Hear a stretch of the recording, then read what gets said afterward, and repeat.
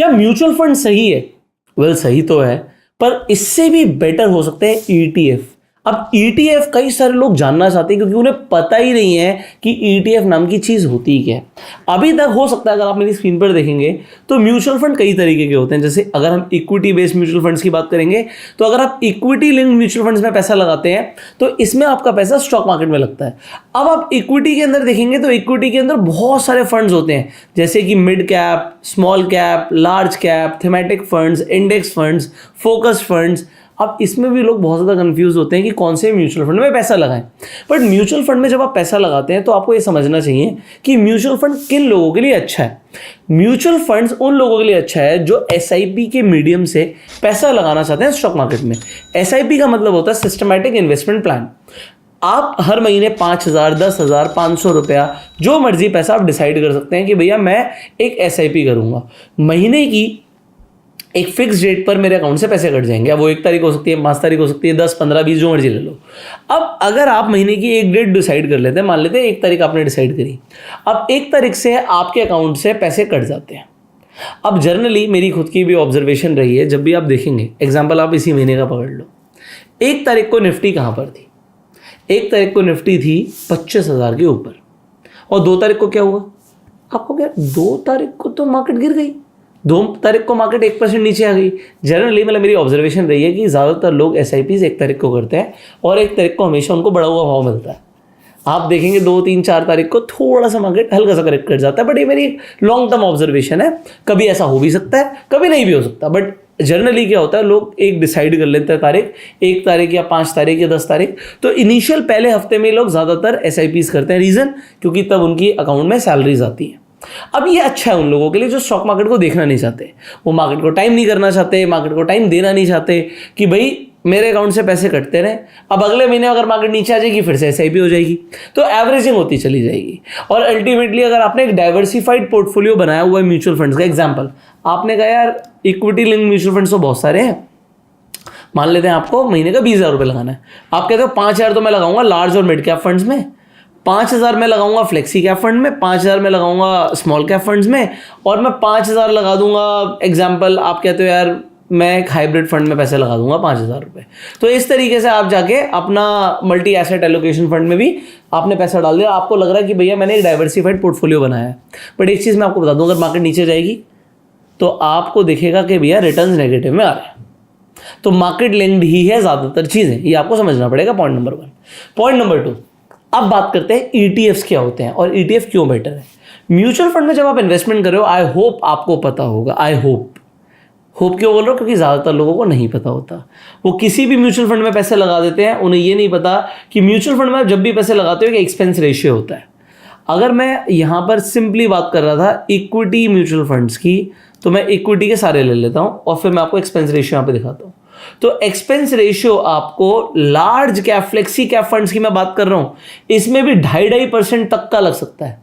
और अगर आप जर्नल एक्सपेंस रेशियो देखेंगे तो जर्नली भी आपको 1% के आसपास का एक्सपेंस रेशियो मिलेगा। तो 1% का मतलब क्या है कि अगर आप पैसा लगा रहे हो, 1 लाख रुपए लगा रहे हो, तो पहले ही जो एसेट मैनेजमेंट कंपनी है उसने 1% का मतलब है 1 लाख में से 1,000 काट लिया और बचा हुआ 99,000 रुपए इन्वेस्ट किया। Point number 1। पॉइंट नंबर 2, आपको थोड़े से फिल्टर्स ऐड करने चाहिए और चीज़ों को समझना चाहिए। तो मैं यहाँ पर आपको समझाता हूँ। सिंपली हम एक चीज़ लिखेंगे, आपको लिख भी सकता था, यहाँ पे एग्जिट लोड दिख गया तो आप एग्जिट लोड देखिए। इसे देखकर आप इन्वेस्टमेंट जरूर कीजिएगा। इक्विटी के अंदर भी 2% का एग्जिट लोड लग रहा है। मिनिमम आप देखोगे 1% से लेके 0.5% तक का आपको एग्जिट लोड लग जाता है।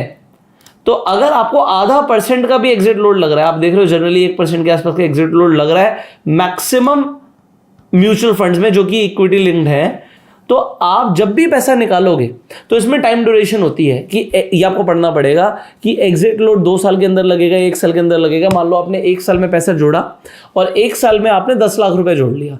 जब आप पैसा लगा रहे हो तो 1% के हिसाब से आपको 10,000 रुपए काट के ही पैसा मिलेगा। तो ये म्यूचुअल फंड 2 धारी तलवार की तरह काम करता है। जब आप पैसा लगाते हो तो एक्सपेंस रेशियो लेता है, जब आप पैसा निकालते हो तो एग्जिट लोड लेता है। क्या ईटीएफ में एग्जिट लोड नहीं लगता? नहीं लगता। जब हम ईटीएफ की बात कर रहे हैं तो आप ईटीएफ को समझते हैं। आप कोई भी ईटीएफ ले लो, आप अभी जैसे एग्जांपल निफ्टी 50 ईटीएफ लेते हैं, इस पर क्लिक कर दिया मैंने, तो आप यहां पे पढ़ सकते हो, ठीक है। एक्सपेंस रेशियो जहां पर आप देख रहे थे 0.5% तो मिनिमम था, आधे से 1% का एक्सपेंस रेशियो था, 0.05%। एक्सपेंस रेशियो कम होता है ईटीएफ्स में, और एग्जिट लोड होता ही नहीं, इसलिए लिखा भी नहीं है, कोई एग्जिट लोड नहीं होता। जब आप बेचना चाहते हो तब आप बेच सकते हो। अब मैं आपको थोड़ी सी बढ़िया वाली बातें बताऊंगा जो आपको शायद बहुत कम लोग बताएंगे। और एक स्पेशल चीज़ है ईटीएफ्स के साथ, ईटीएफ्स के अंदर आप इंट्राडे ट्रेडिंग कर सकते हो, और उसकी मेरी एक स्ट्रैटेजी है। वो स्ट्रैटेजी काफ़ी सेफ है, उसमें जनरली आप 1:5 के रिस्क रिवॉर्ड रेशियो पे ट्रेड कर सकते हो। पर ट्रेडिंग के ऊपर मैं तभी वीडियो बनाऊंगा जब आप लोग बोलेंगे। तो आप लोग कमेंट करके अगर मुझे बोलेंगे कि हमें एक वीडियो चाहिए इंट्राडे ट्रेडिंग के ऊपर, ईटीएफ्स में कैसे करते हैं, तो हम आपके लिए वीडियो बनाएंगे। Yes, we want a video on intraday trading on ETFs. तो अगर आप बोलेंगे तो हम बनाएंगे, वरना कोई प्रॉब्लम नहीं है। तो यहाँ पर हम समझते हैं, जैसे मैंने बोला कि ईटीएफ्स में एक्सपेंस रेशियो कम होता है। अब आप अच्छे से अच्छे ईटीएफ्स ले लो। मैं एग्जांपल सीपीएससी ईटीएफ लेता हूँ। अब इसके अंदर गवर्नमेंट कंपनीज में पैसा लग रहा है, ठीक है। Expense ratio 0.05%। आप कोई और ईटीएफ की बात कर लेते हैं, हम आईटी ईटीएफ की तरफ चलते हैं, या फिर आप कहते हो मुझे एफएमसीजी हेल्थ केयर ईटीएफ में पैसा लगाना है। आप अगेन हेल्थ केयर के अंदर देखो 0.34%। अगर आप इसी के कंपैरिजन में म्यूचुअल फंड पर जाओगे तो आपको कम से कम डबल एक्सपेंस रेशियो पड़ेगा। और फिर आ जाता है ट्रैकिंग एरर। ट्रैकिंग एरर क्या है? तो ट्रैकिंग एरर आपको ईटीएफ्स में काफ़ी कम मिलता है, सिग्निफिकेंटली कम मिलता है, ये आपको देखना चाहिए। अब एक इंपॉर्टेंट चीज़ क्या है, जो ईटीएफ्स होते हैं, आपने जनरली अभी देखा, मैंने जो ईटीएफ्स खोले कितने का, 140 रुपये का। जब मैं ईटीएफ्स की बात कर रहा हूँ, आप मान लेते हैं, आप कहते हो नहीं यार मैं ईटीएफ में पैसा लगाऊंगा, मैं तो स्मॉल कैप फंड्स में पैसा लगाना चाहता था। तो क्या स्मॉल कैप का कोई ईटीएफ है? आपको स्मॉल कैप का एचडीएफसी का ईटीएफ दिख जाएगा अभी, ये आ गया 178 रुपीज़ का, ठीक है। इसी तरीके से अगर आप कहते हो कि भाई मुझे ईटीएफ में पैसा लगाना है और इंडिया के बाहर के ईटीएफ में पैसा लगाना है, एग्जांपल आपको नैस्डैक में पैसा लगाना है, तो 153 रुपीज़ में आप नैस्डैक में पैसा लगा सकते हो। अब कमाल की बात क्या है कि जब आप इसमें पैसा लगा रहे हो तो ईटीएफ दिन में ऊपर नीचे फ्लक्चुएट करता है, तो आप अपना लिमिट प्राइस डाल के आप माल उठा सकते हो। बट म्यूचुअल फंड में ऐसा नहीं होगा। अब म्यूचुअल फंड में क्या होता है, अगर आप म्यूचुअल फंड खरीदना चाहते हो, पहली बात तो आपका अगर ऑर्डर 3 बजे से पहले जा रहा है, ऐसा बोलते हैं, ऐसा करते नहीं करते, आप अपना एक्सपीरियंस कमेंट में बताना। मैं आपको एक्सपीरियंस के बारे में बोलता हूँ, क्योंकि बहुत सारे लोगों का ये सोशल मीडिया पे हंगामा हुआ था कि उन्होंने जब 4 तारीख को जब इलेक्शन का रिजल्ट आया, उस दिन मार्केट नीचे गई, लगभग 10% तक नीचे गई। उन्होंने उस दिन बोला कि जी हमें म्यूचुअल फंड चाहिए। तो जो म्यूचुअल फंड में उन्होंने लमसम इन्वेस्टमेंट किया, हम म्यूचुअल फंड की बात कर रहे थे, तो जब उन्होंने म्यूचुअल फंड में लमसम इन्वेस्टमेंट किया, तो म्यूचुअल फंड्स में क्या होता है, म्यूचुअल फंड में होती है एनएवी। हम निफ्टी की अगर हम सिंपली बात करें, आप निफ्टी के इंडेक्स फंड में पैसा लगाना चाहते हो, ठीक है, तो मैंने ये यूटीआई का ये इंडेक्स फंड लगाया, तो ये इंडेक्स फंड ये 170 जो है ये एनएवी है। आप इस एनएवी को खरीदना चाहते हो, बट अगर आपका 3 बजे से पहले ऑर्डर गया तो आपको सेम डे की क्लोजिंग की एनएवी मिलनी चाहिए। बट लोगों ने हंगामा क्या किया, लोगों ने कमेंट्स में लिखा, कई जगह ट्विटर पे लिखा कि उन्हें एनएवी अगले दिन की मिली है। 3 बजे से पहले पैसा दिया, बट यहाँ पर कहीं गुंडागर्दी तो नहीं हो रही। एनएवी अगले दिन, आपको इससे क्या ही फ़र्क पड़ गया? आप ज़रा गूगल करके बताइएगा या इंटरनेट पे ज़रा देखिएगा या अपनी रिसर्च कीजिएगा। 10% लगभग मार्केट गिरी थी, बट अगले दिन रिकवरी कितने % की है ये कमेंट करके बताना, है ना। थोड़ा सा पता लगेगा कि आप थोड़ा सा रिसर्च कर रहे हैं। तो अगर कोई 10% का फॉल पे पैसा लगाना चाहता था और मार्केट अगले दिन ऊपर चली गई, कितना गई वो आप बताएंगे, तो उसमें उसे वो बेनिफिट ही नहीं मिला। तो एनएवी आपको अगले दिन की मिल गई, और वो भी अगले दिन की क्लोजिंग की मिल गई। ऐसा नहीं कि सुबह उठते ही आपने देखा अच्छा चलो यार मार्केट तो फ्लैट खुली है, अरे मार्केट रिकवर कर गई, अब रिकवर कर गई तो आपको क्लोजिंग की एनएवी मिली। पैसे तो आपने एक दिन पहले ही दे दिए थे ना।